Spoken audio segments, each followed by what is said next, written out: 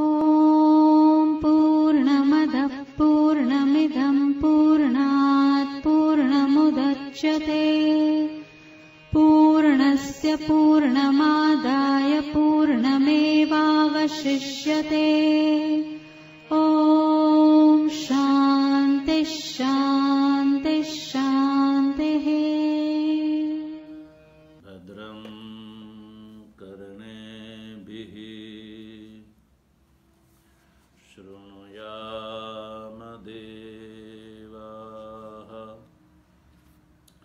भद्रं पश्येमाक्षभिर्यजत्राः स्थिरैरङ्गैस्तुष्टुवागुंसस्तनूभिर्व्यशेम देवहितं यदायुः। स्वस्ति न इन्द्रो वृद्धश्रवाः स्वस्ति नः पूषा विश्ववेदाः स्वस्ति नस्तार्क्ष्यो अरिष्टनेमिः स्वस्ति नो बृहस्पतिर्दधातु। ॐ शान्तिः शान्तिः शान्तिः। शङ्करं शङ्कराचार्यं केशवं बादरायणं सूत्रभाष्यकृतौ वन्दे भगवन्तौ पुनः पुनः। ईश्वरो गुरुरात्मेति मूर्तिभेदविभागिने व्योमवद्व्याप्तदेहाय दक्षिणामूर्तये नमः। ॐ शान्ति शान्ति शान्तिः।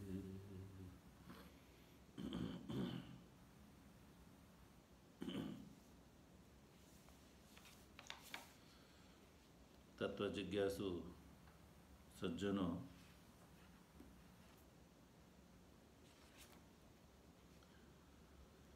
भगवत कृपा से हम लोग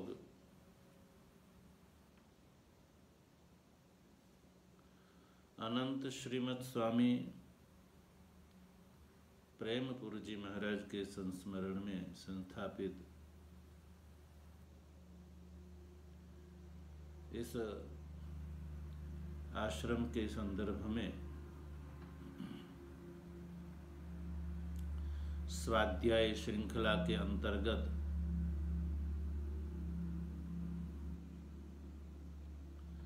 अथर्ववेद की ब्राह्मण भाग की प्रश्नोपनिषद के छठे प्रश्न के द्वितीय कंडिका के संदर्भ में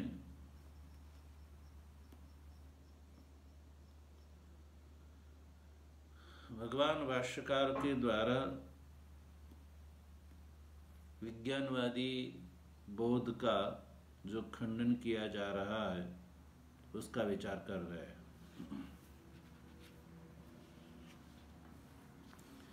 जैसे कि आपको कल बताया था कि सुकेशा भारद्वाज के प्रश्न के उत्तर में पिपलाद जी ने द्वितीय कंडिका में ये कहा था कि हे भारद्वाज, ये जो 16 कला वाला जो पुरुष है वो कहीं देशांतर में विज्ञेय नहीं है, किंतु इस शरीर में ही जो हृदय पुंडरिक आकाश है, उस आकाश के मध्य में ही ये पुरुष विज्ञेय है। और ऐसा जो पुरुष है जो हृदय पुंडरिक आकाश के मध्य में है, उसका कार्य भी बताया कि यस्मिन एता षोडश कला प्रभवन्ति। जिस पुरुष विशेष से, 16 कला वाले पुरुष विशेष से ही ये जो है 16 कला, प्राणादि जो 16 कला है वो उत्पन्न होती है।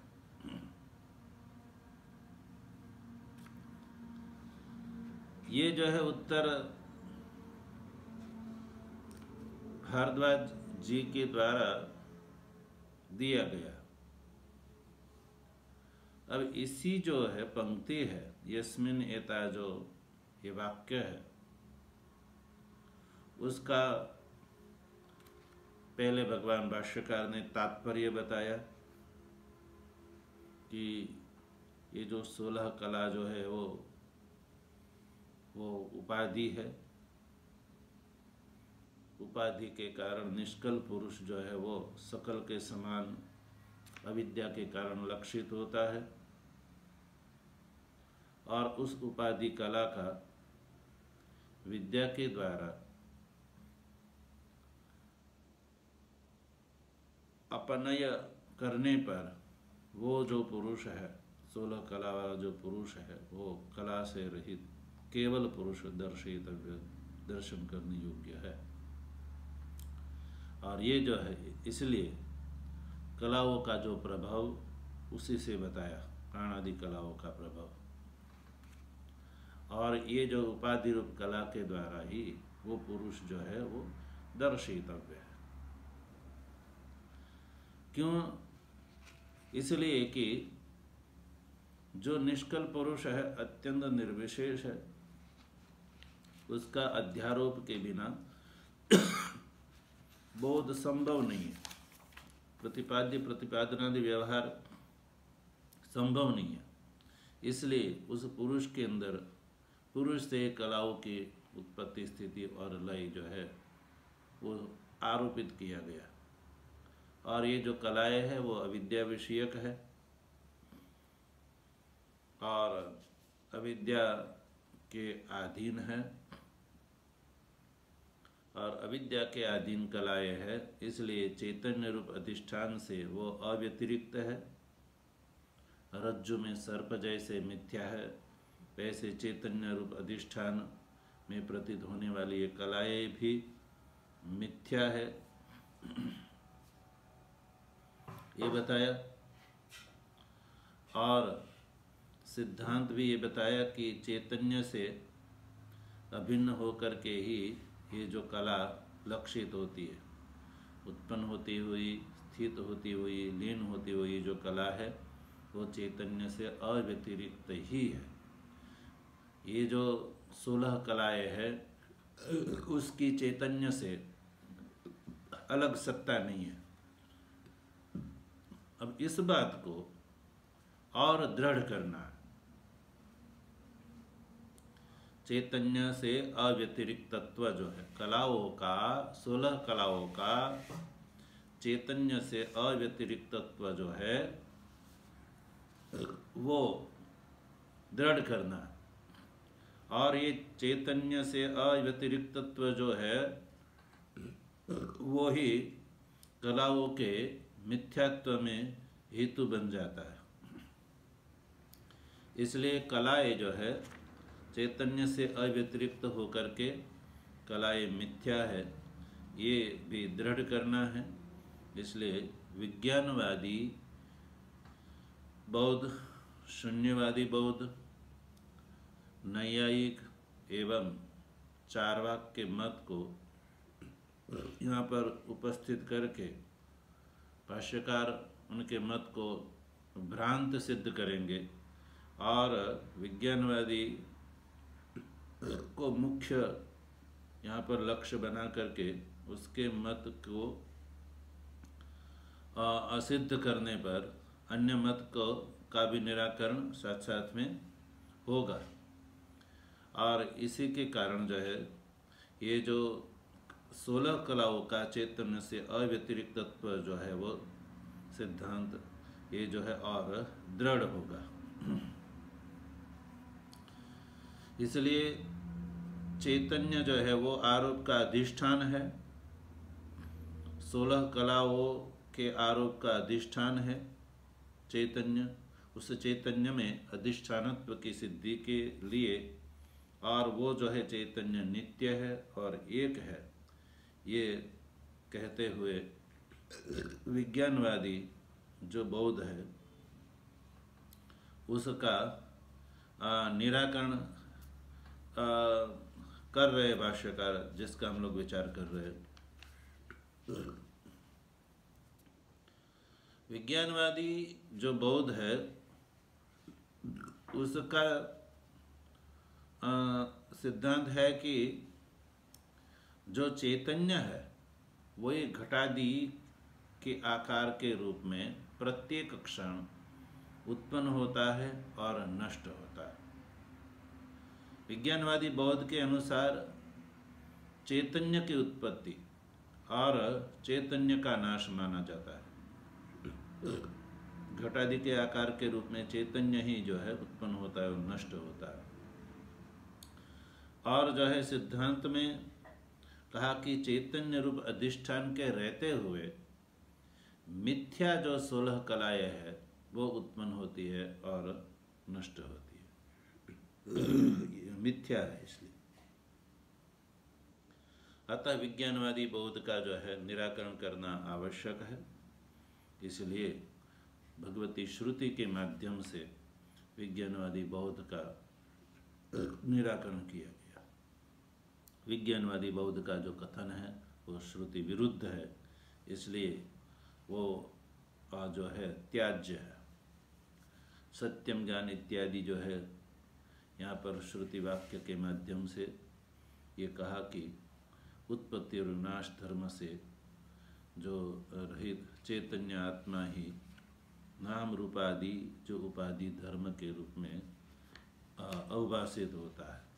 वस्तुतः 16 जो नाम रूप उपाधि के चैतन्य रूप अधिष्ठान से कहीं भी भिन्न सत्ता नहीं है। ये बात श्रुति से सिद्ध होती है। इसलिए विज्ञानवादी जो बौद्ध है, शून्यवादी है, नैयायिक है और चार्वाक है जो है उसका जो कथन श्रुति विरुद्ध होने से इन सब के अंदर आदर नहीं रखना चाहिए, ये निरादरतव्य है।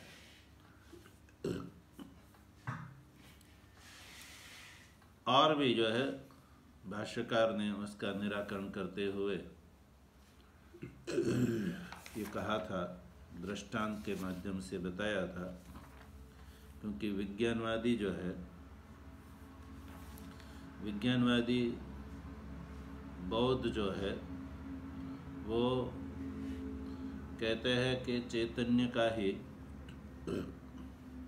उद्भव और नाश होता है, किंतु भगवान भाष्यकार ने उसकी बात का खंडन करते हुए कहा कि जो पदार्थ स्वरूप से व्यभिचारी है ऐसे पदार्थों में चैतन्य का कहीं भी व्यभिचार नहीं देखा जाता है। बौद्ध के अनुसार स्वरूप व्यभिचारी पदार्थ के साथ चैतन्य का भी नाश होना चाहिए था, किंतु ऐसा होता दिखता नहीं है। जो स्वरूप व्यभिचारी पदार्थ है उसमें चैतन्य अव्यभिचरित रूप से प्रतीत होता है। इसलिए बौद्ध की जो है बात है वो असंगत है।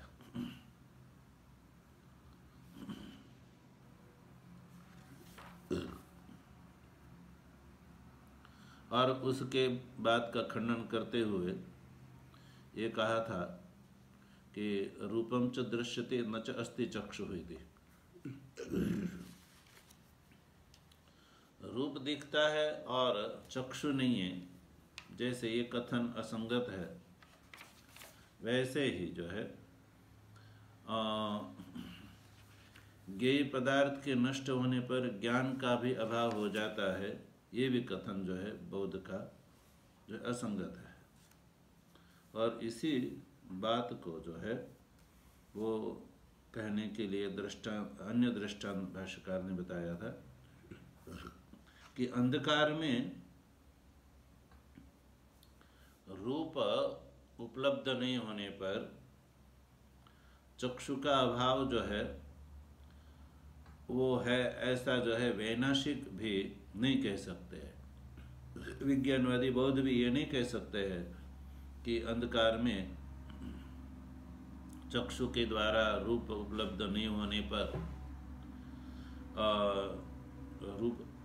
रूप अनुपलब्धि का कारण चक्षु का अभाव है, ये नहीं कह सकते। चक्षु होते हुए भी अंधकार में रूप नहीं दिखता है, तो रूप नहीं दिखने में कारण चक्षु का अभाव नहीं है। चक्षु का अभाव जो है वो वैनाशिक भी नहीं मान सकते। यहाँ तक बात हुई थी। अब यदि वैनाशिक कहे कि ज्ञेय के अभाव में ज्ञान का अभाव वैनाशिक मानते ही है, ज्ञेय का अभाव होने पर ज्ञान का अभाव वैनाशिक मानते ही है, यदि कल्पयति एवं, तो भाष्यकार ने कहा था कि जिससे ज्ञान के अभाव की आप कल्पना करते हैं, ज्ञेय के अभाव में ज्ञान के अभाव की जो आप कल्पना करते हैं, वो जिससे करते हैं उसका अभाव जो है वो केन कल्पते, किसके द्वारा वो कल्पना करते, ये जो है वैनाशिक को कहना चाहिए। ज्ञेय के अभाव में ज्ञान के अभाव की जो कल्पना करते हैं वो जो है वो जिससे ये करते हैं उनके अभाव की कल्पना आप किससे करेंगे, ये वैनाशिक को वक्तव्य कहना चाहिए, जो वैनाशिक नहीं कह पा रहे हैं।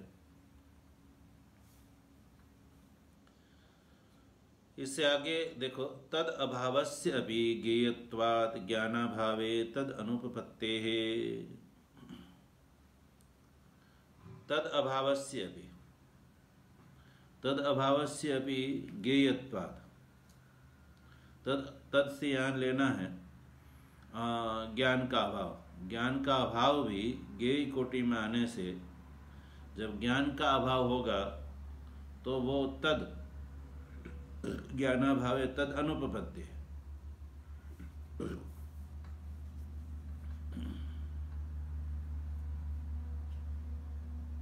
क्योंकि ज्ञेय का जो अभाव है, तद अभावस्य भी ज्ञेयत्वात् ज्ञानाभावे तद अनुपपत्ति। तद से जो है लिया जाएगा ज्ञेय, तो ज्ञेय का जो अभाव है वो भी स्वयं जो है वो ज्ञेय ही है, इसलिए ज्ञान का जब अभाव होगा तो ज्ञेय का भी अभाव होगा। इसलिए तद अनुपपत्ति, इसलिए ज्ञेय अभाव की कल्पना भी संभव नहीं है। अब जो है इसके ऊपर जो है शंका की जा रही है।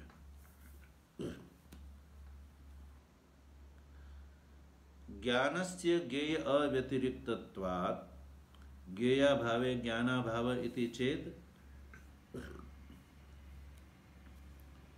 विज्ञानवादी कहते हैं कि जो ज्ञान है, विज्ञानवादी कहते हैं ज्ञान जो है वो ज्ञेय से अव्यतिरिक्त है। ज्ञान है वो ज्ञेय से अव्यतिरिक्त होने से ज्ञेय के अभाव में ज्ञान का भी अभाव हो जाता है, ऐसा कह सकते हैं। ज्ञान जो है वो ज्ञेय से अव्यतिरिक्त होने से, यानी अभिन्न होने से, ज्ञेय के अभाव में, जब ज्ञेय नहीं रहेगा तो ज्ञान का भी अभाव हो जाएगा, ऐसा कह सकते हैं। इति चेत, तो कहा कि नहीं ऐसा भी नहीं हो सकता, इति चेत न, ये भी नहीं कह सकते। कहते हैं अभावस्य अपि ज्ञेयत्व अभ्युपगमात् अभावोपि ज्ञेय अभ्युपगम्यते। वैनाशिकः नित्यश्च, देखो कहते हैं अभावस्य अपि, जो ज्ञान का अभाव है वो भी, उसमें भी ज्ञेयत्व अभ्युपगमात्, वैनाशिक यानी विज्ञानवादी के द्वारा अभाव जो है, ज्ञान का अभाव है, उसमें भी उन्होंने ज्ञेयत्व स्वीकार किया है। इसलिए ज्ञान के अभाव में भी ज्ञेयत्व का उन्होंने स्वीकार किया है, मानते हैं। इसलिए अभावोपि ज्ञेय अभ्युपगम्यते, अभाव को भी उन्होंने ज्ञेय के रूप में स्वीकार किया है वैनाशिक ने, और उसको नित्य भी माना। वैनाशिक है नित्यश्च, अभावोपि ज्ञेय अभ्युपगम्यते, अभाव को भी ज्ञेय कोटि में वो मानते हैं, वैनाशिक के द्वारा माना जाता है, और उसको नित्य भी मानते हैं। नित्यश्च वैनाशिक है। अब आगे कहते हैं तद अव्यतिरिक्तम चेत ज्ञानम नित्यम कल्पितम स्यात्। अब तद अव्यतिरिक्तम, तद से यहाँ लिया जाएगा ज्ञेय, ज्ञेय से यदि अव्यतिरिक्त चेत ज्ञानम, ज्ञानम जो है वो ज्ञेय से अव्यतिरिक्त है, तो वह नित्यम कल्पितम स्यात्, तो जो है वो नित्य कल्पित हो जाएगा।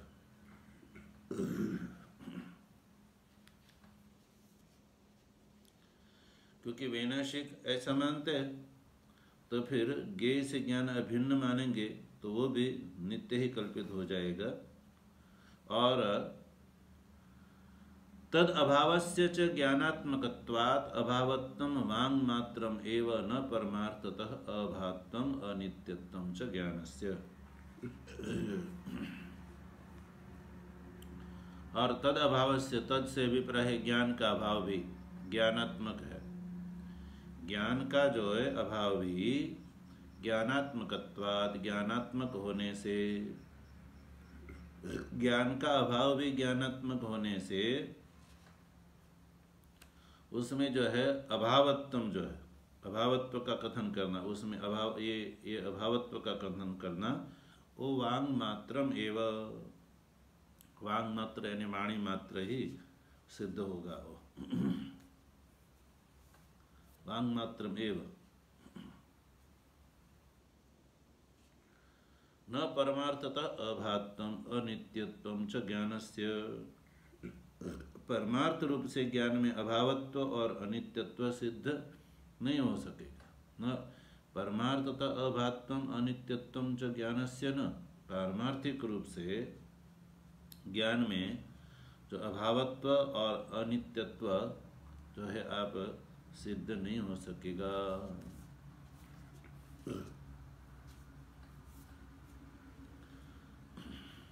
कहते हैं न च नित्यस्य ज्ञानस्य अभाव नाम मात्र अध्यारोपे किंचिन नश्चिन्नम। और दूसरी बात ये भी है कि नित्यस्य ज्ञानस्य अभाव नाम मात्र अध्यारोपे किंचिन न चिन्नम, न च किंचिन छिन्नम, यानी वो जो ज्ञान है उस ज्ञान में अभाव रूपी नाम मात्र का, उस ज्ञान में अभाव नाम मात्र अध्यारोप है, उस ज्ञान में अभाव रूपी नाम मात्र का अध्यारोप यदि होने से कहते हैं किंचित न चिन्नम, हमारा कुछ भी बिगड़ता नहीं है, यानी कोई सिद्धांत की हानि भी नहीं होगी।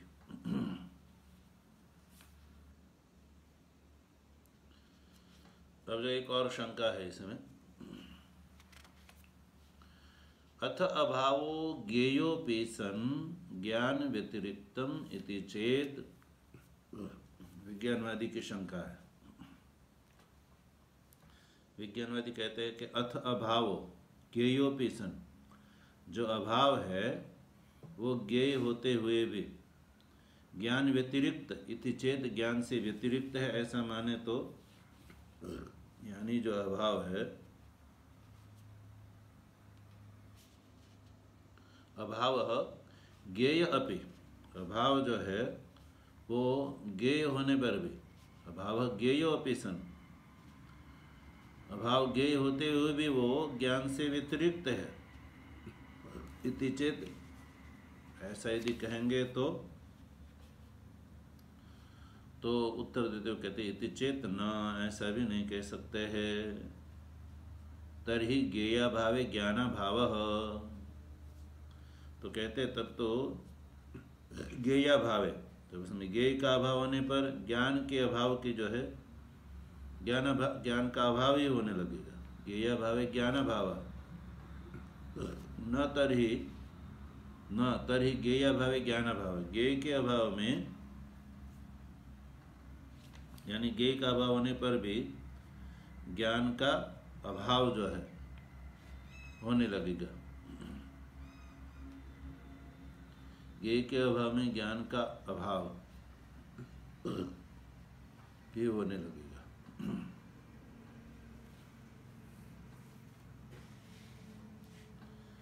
उसके ऊपर पुनः जो है विज्ञानवादी बहुत कहते हैं, ज्ञेयम ज्ञान व्यतिरिक्तम न तो ज्ञानम ज्ञेय व्यतिरिक्तम इति चेत, कहते जो ज्ञेय है वो ज्ञान से व्यतिरिक्त है, ज्ञेय जो है ज्ञान से अलग है, न तो ज्ञानम ज्ञेय व्यतिरिक्तम। विज्ञानवादी कहते हैं कि ज्ञेय को तो ज्ञान से आप अलग मानेंगे, किंतु ज्ञान जो है वो ज्ञेय से व्यतिरिक्त नहीं है। यदि ऐसा मानते हैं तो कहते इति चेत न, ये भी नहीं कह सकते हैं, क्योंकि ये तो न शब्द मात्रत्वाद विशेष अनुपपत्ति, कहते हैं ये जो आपका कथन है उसमें कोई विशेषता उत्पन्न नहीं हो पाएगी। ये तो आपका कथन शब्द मात्रत्वाद, शब्द मात्र है, शब्द से अतिरिक्त और कुछ भी नहीं है। शब्द मात्र यानी केवल बोलने के लिए ही है, कह सकते हैं। विशेष अनुपपत्ति, आपके पक्ष में कोई विशेष बात उपपन्न नहीं हो सकती है, यानी आप अपनी बात को जो है वो सिद्ध इससे नहीं कर सकते हैं।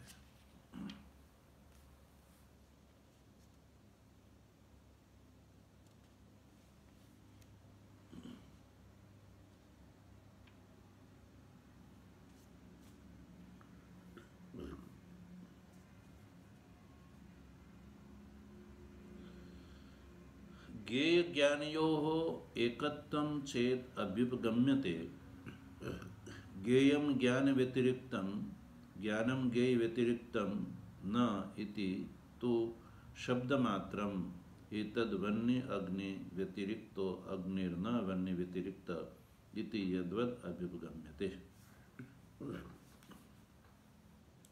विशेष की अनुपपत्ति जो कही, शब्द मात्र होने से विशेष की अनुपपत्ति है, वो विशेष की अनुपपत्ति कैसे है, तो ये भाष्यकार आगे बता रहे हैं।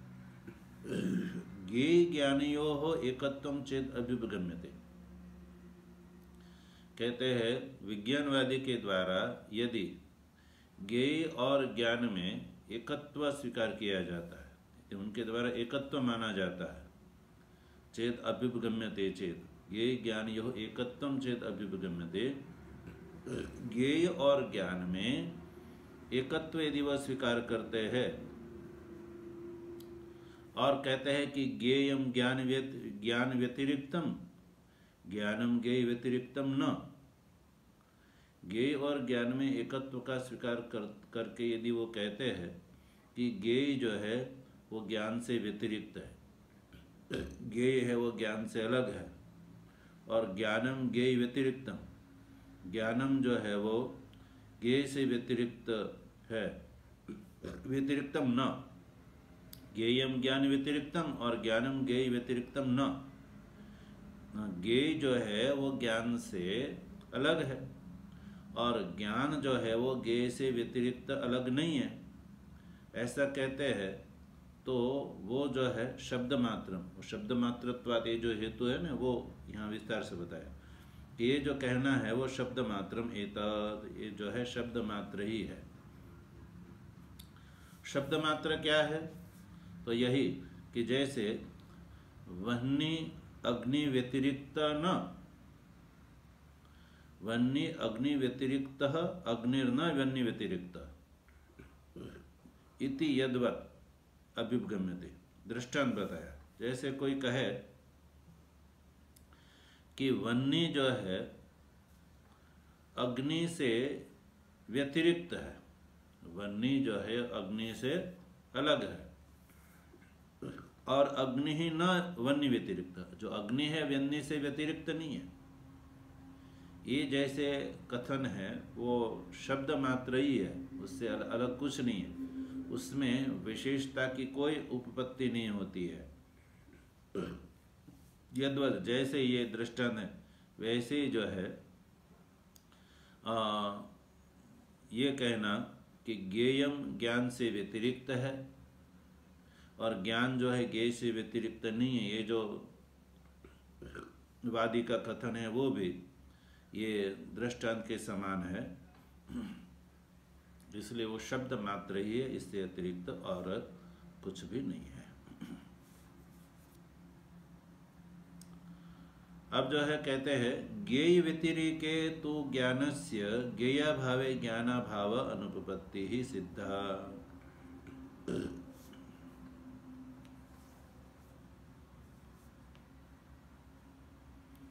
अब जो है पूर्व पक्षी जो है ये शब्द मात्रत्व जो है वो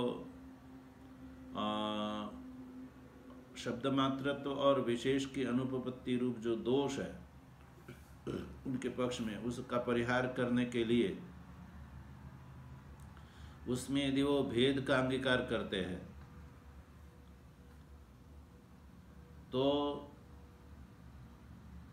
फिर उसको सुषुप्ति के अंदर जो है, तो सुषुप्ति में ज्ञानाभाव की सिद्धि नहीं होगी। ये कह करके ये जो है शंका का उपसंहार करते हुए भाष्यकार लिखते हैं कि ज्ञेय व्यतिरेके तु ज्ञानस्य ज्ञेयाभावे ज्ञानाभाव अनुपपत्ति ही सिद्धा। कहते हैं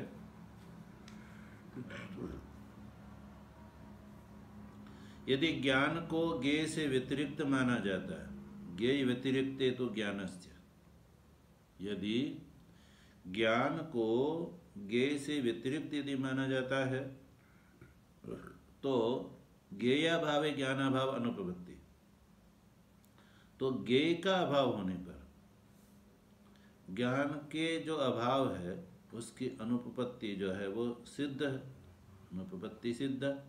ज्ञेयाभावे ज्ञानाभाव अनुपपत्ति सिद्ध, ज्ञेय के अभाव में ज्ञान के अभाव की जो अनुपपत्ति है वो सिद्ध है।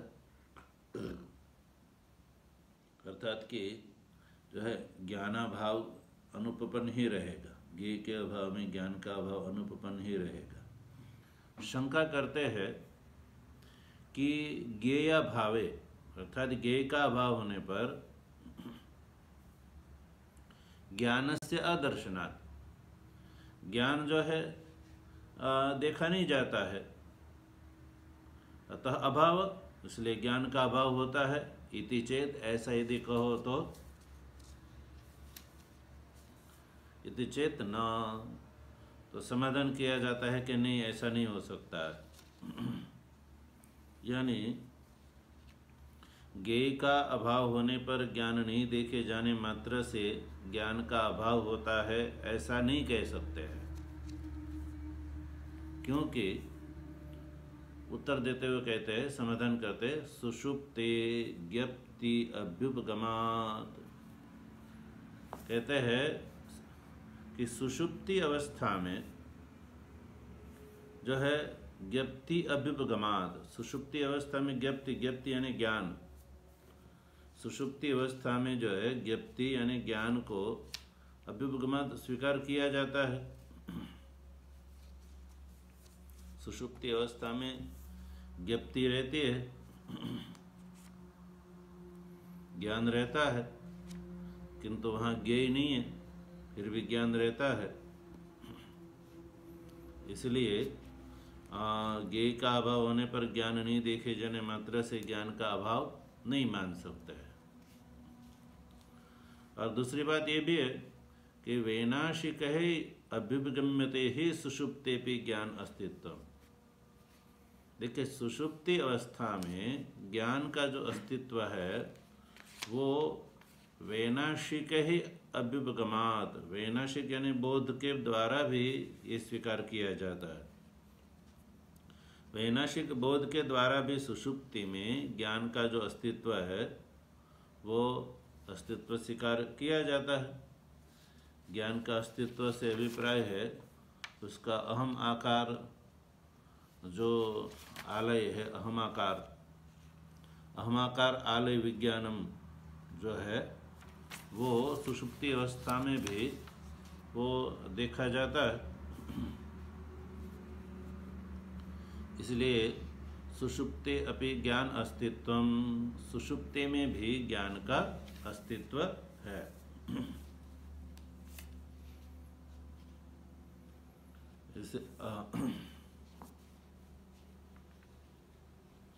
अब एक और इसी के ऊपर शंका की जा रही है,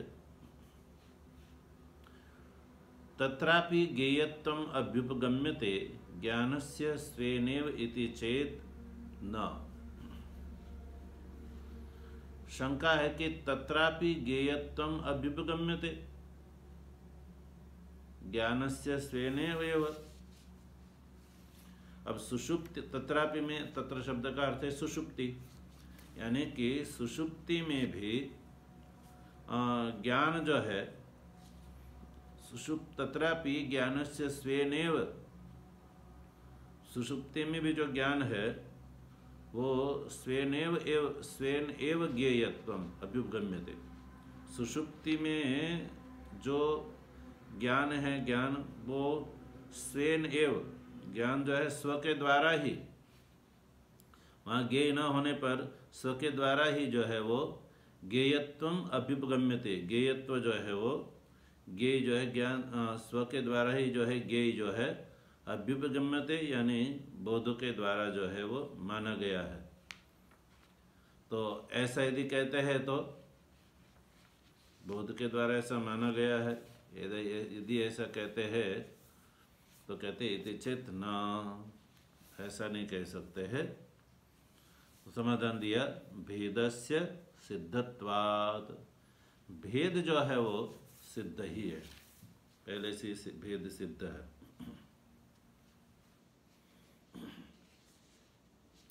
क्योंकि अभाव स्थल में देखो, अभाव स्थल जहाँ पर जो है ज्ञेय का अभाव है, उस अभाव स्थल में जो है ज्ञान और ज्ञेय का जो भेद है वो सिद्ध ही है, ज्ञान और ज्ञेय का भेद सिद्ध है। अतः जो है ये भी नहीं कह सकते हैं।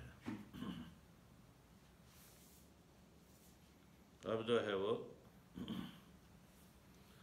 आगे समाधान करते हुए लिखते हैं कि सिद्धम ही अभाव विज्ञेय विषयस्य ज्ञानस्य अभाव ज्ञेय व्यतिरेकात् ज्ञेय ज्ञानयोः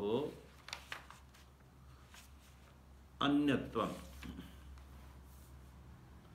ये जो सूत्र रूप से जो उत्तर दिया भेदस्य सिद्धत्वात्, ये जो सूत्र रूप से जो उत्तर दिया भाष्यकार उसको और स्पष्ट करते हुए कहते हैं कि भेद से सिद्धत्वाद जो कहा उसमें भेद जो सिद्ध ही है वो किस प्रकार से भेद सिद्ध है, उसको कहा कि सिद्धम ही अभाव विज्ञेय विषयस्य,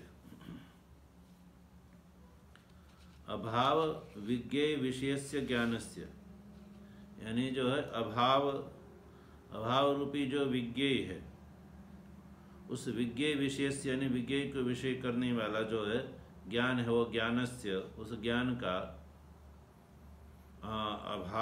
अभाव रूपी ज्ञेय को विषय करने वाला जो ज्ञान है, उस ज्ञान का अभाव ज्ञेय व्यतिरेकात्, वो जो है अभाव रूपी ज्ञेय से व्यतिरेक होने से ज्ञेय ज्ञानयोः अन्यत्वम सिद्धम यहाँ लगा लीजिए कि अभाव रूपी जो ज्ञेय है, अभाव रूपी जो ज्ञेय है, उस अभाव रूपी ज्ञेय को विषय करने वाला जो ज्ञान है, उस ज्ञान का अभाव रूपी ज्ञेय से व्यतिरेक है, क्योंकि अभाव रूपी ज्ञेय को जिससे जाना, वो ज्ञान जो है अभाव रूपी ज्ञेय से व्यतिरिक्त है। वो ज्ञान कि जिसके द्वारा अभाव रूपी विज्ञेय को जाना, वो अभाव रूपी ज्ञेय से व्यतिरिक्त होने से ज्ञेय ज्ञान यो अन्यत्वम सिद्धम, ज्ञेय और ज्ञान में अन्यत्व सिद्ध हो जाता है। तो इससे सिद्ध हुआ कि ज्ञान और ज्ञेय जो है वो भिन्न भिन्न ही है, उसमें भेद ही है।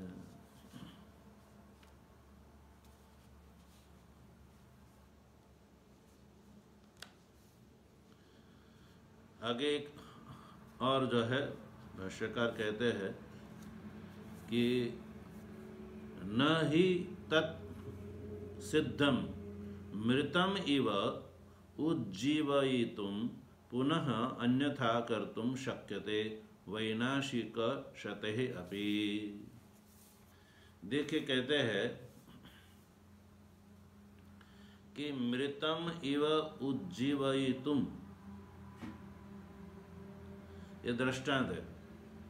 मृतम इव, मृतम यानी जो मर चुका है, उसको मृतम इव उज्जीवयितुम पुनः शब्द भी यहाँ दृष्टांत के साथ जोड़िए, यानी जो मर चुका है उसको पुनः उज्जीवयितुम, उसको जीवित करने के असमान, इव यहाँ लगा लीजिए, मरे हुए को पुनर्जीवित करने के समान ऐसे ही अन्यथा कर तुम न शक्य थे। जो सिद्ध चीज है उसको अन्यथा नहीं कर सकते। सिद्धम नहीं तत्सिद्धम, तत्सिद्धम यानी ज्ञान और ज्ञेय का जो भेद है वो सिद्ध है। तो उस सिद्ध भेद को जैसे मरे हुए व्यक्ति को पुनः जीवित करने के समान अन्यथा कर तुम वैनाशिक शते अपि न शक्यते। वैनाशिक यानी 100 जो है वैनाशिक, सैकड़ों जो है वैनाशिक जो है मिलकर के प्रयत्न करे तब भी जो है उसको अन्यथा कर तुम न शक्यते, उसको अन्यथा नहीं कर सकते हैं। यानी ज्ञान और ज्ञेय में जो भेद है तो उसको जो है उस भेद को जो है किसी भी प्रकार से 1000 जो वैनाशिक बौद्ध आकर के भी उस भेद को अन्यथा नहीं कर सकते हैं।